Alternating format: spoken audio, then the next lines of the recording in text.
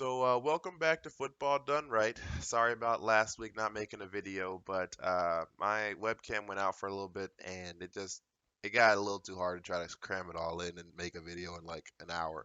So, this week I'm gonna drop y'all some knowledge on the 5 overreactions of this season based on what we've already seen. Number one,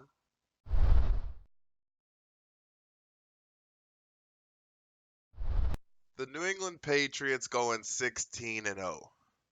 Like, I understand that everyone thinks that this is like the greatest team the world's ever seen and everything like that, but there's still a lot of like for real flaws with the New England Patriots, and I know that people don't think that there's those flaws, but like Tom Brady still has to do like a for real 3-step, I mean like 5-step drop to even attempt to throw a pass over 30 yards because he just doesn't have the arm strength anymore. He was never really a for real deep threat as far as throwing the football in the first place over his career.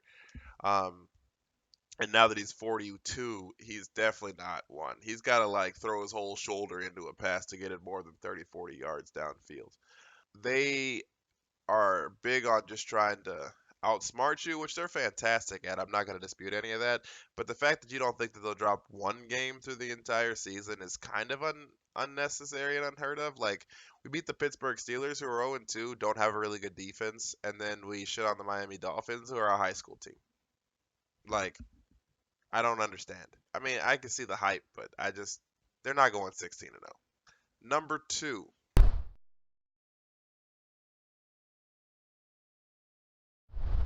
the Baltimore Ravens are going to make the playoffs. I still don't believe in the Baltimore Ravens. Like, I'm not saying that Lamar Jackson hasn't changed his whole life as a thrower, but I'd have to see him against a team that isn't hot garbage. Like, the Miami Dolphins, as I said previously, are a high school team, and the Arizona Cardinals aren't much better. Like, they're promising, but uh, promising isn't good. You know what I mean? Like, I don't understand why people are all sold on this. They don't impress me yet. What's that Shania Twain song? That don't impress me much. Ooh, ooh, ah, ooh. Uh, I just, I need to see them perform against a team that's much better than this. Their defense dropped the ball a decent amount against the Cardinals, and I think if they face a team that isn't inept for the first 3 quarters, then they're gonna lose. Like this week against Kansas City, or when they face the New England Patriots. You know, like I think Cleveland's gonna give them issues. I need to see them against a team that actually matters. That's all I'm saying. Um, if they beat teams that actually matter, then I could drop all this, and the Baltimore Ravens are a for real Super Bowl threat, probably. But until that happens, I don't believe. Number three,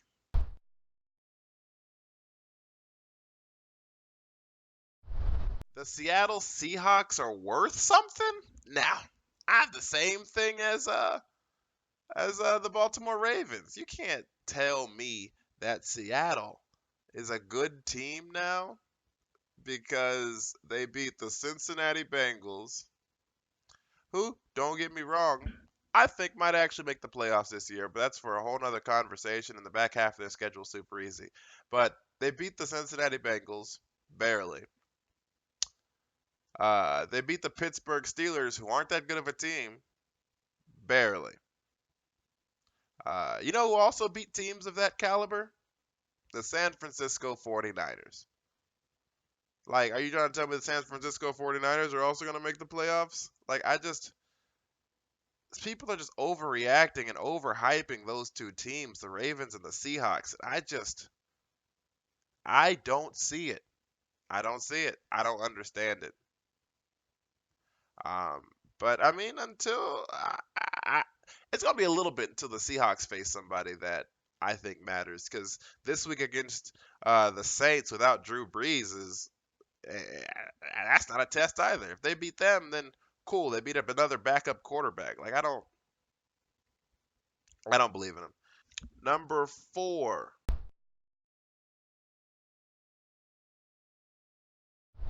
The Dallas Cowboys are going to the Super Bowl. Now, I thought that preseason that the Dallas Cowboys are going to the Super Bowl, and that was like my preseason Super Bowl prediction. But I think the Dallas Cowboys are going to win the division because they are clearing away the most talented team in their division. I don't think they're the most talented team in the NFC.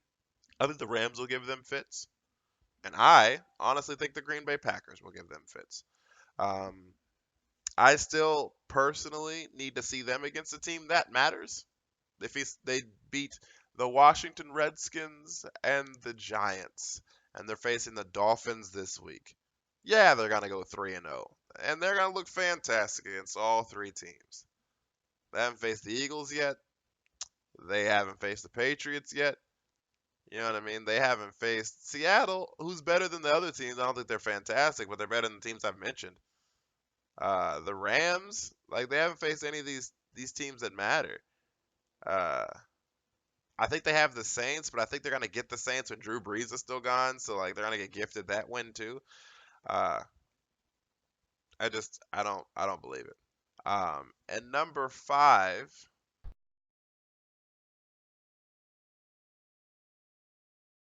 now I can see the how people can get from point A to point B on this one.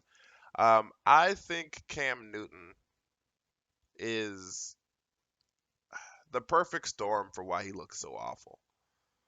Cam Newton has gotten to the point now to where he's just so used to playing through injuries that he just does it anyways. He doesn't take any time off, and I think he legitimately needs more time to heal these injuries that he has, because his shoulder looks like like hot garbage, like absolute trash.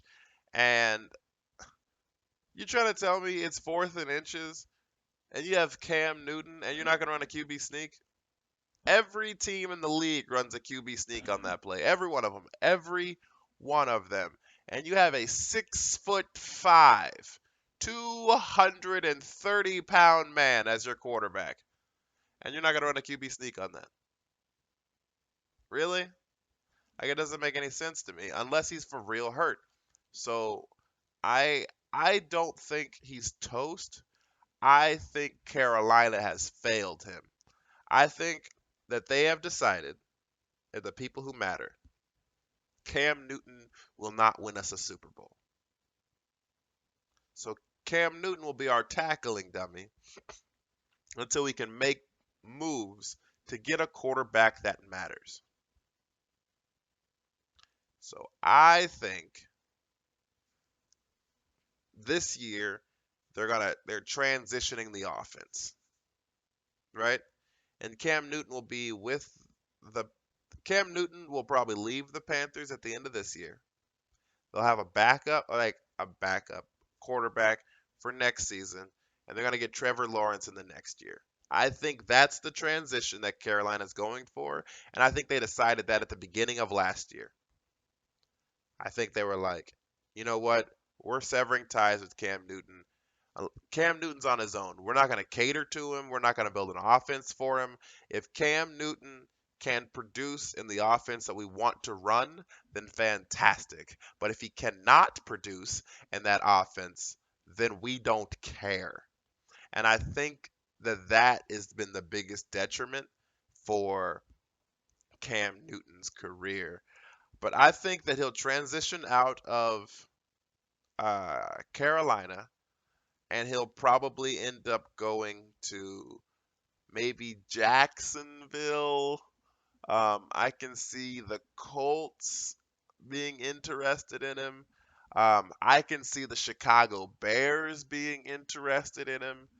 Um, so I can see like 4 to 5 teams being interested in like taking a gander on him. I mean, taking a chance, right?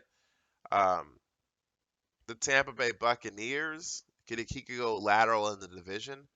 Um, but I don't think he's toast. And then last, the bonus information is I'm just gonna release what my Super Bowl prediction is gonna be. I'm not gonna explain it. I'm not gonna justify it. I'm just gonna let y'all know, and it's gonna marinate with you. You can think that I'm crazy, or you can discuss it amongst yourselves. You can comment me about it, but I'm not gonna talk to you about it during this video. And we're gonna drop it with this.